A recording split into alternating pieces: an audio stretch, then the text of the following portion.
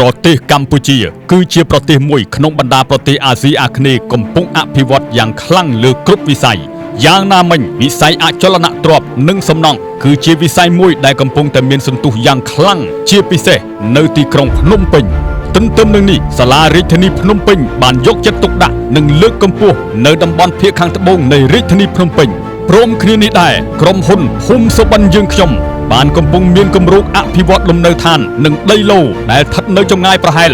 2500 ម៉ែត្រពីរង្វង់មូលគួរស្រូវតាមបណ្ដោយផ្លូវក្រវ៉ាត់ក្រុង60ម៉ែត្រនិងនៅលើផ្លូវជាតិចៃការជប៉ុន30ម៉ែត្រសូមស្វាគមន៍ចំពោះការមកកាន់គម្រោងអភិវឌ្ឍភូមិសុបិនយើងខ្ញុំ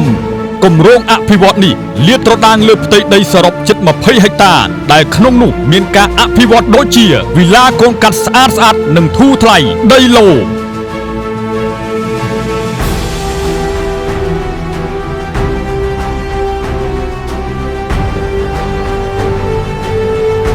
តំបន់រមណីយដ្ឋាន Amazon ដែលក្នុងនោះមានសួនបន្លែធម្មជាតិ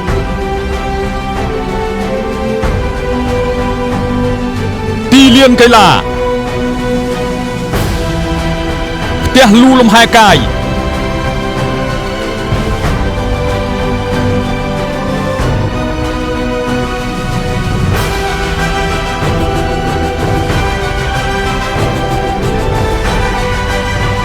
តៅជិះកំសាន្តលើសួនទឹក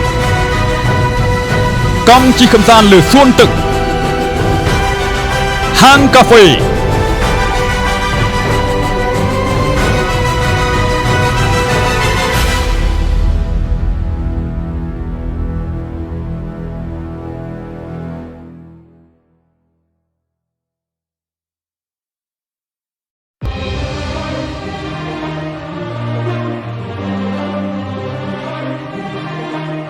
ផ្ទះលំហែលើទឹកភោជនីយដ្ឋានបណ្ដែតទឹកឱកាសចំណេញតើលោកអ្នកចំណេញអ្វីខ្លះពីការទិញលំនៅឋាននិងដីឡូគម្រោងភូមិសុបិនដីឡូមានហាងឆេងព្រោះក្នុងតំបន់មានគម្រោងអភិវឌ្ឍច្រើនជាតំបន់សេដ្ឋកិច្ចពិសេសតំបន់ឧស្សាហកម្មនៅជាប់គម្រោងផ្លូវក្រវ៉ាត់ក្រុងឧស្សាហកម្ម60ម៉ែត្របណ្ដុំរមណីយដ្ឋានធម្មជាតិនិងទីកន្លែងកម្សាន្ត8កន្លែងប្រញាប់ឡើងមកកាន់គម្រោងអភិវឌ្ឍភូមិសុបិនយើងខ្ញុំទីតាំងល្អនិងការផ្ដល់ជូនពិសេសចំនួន10ឡូនៅទឹកប្រាក់$10000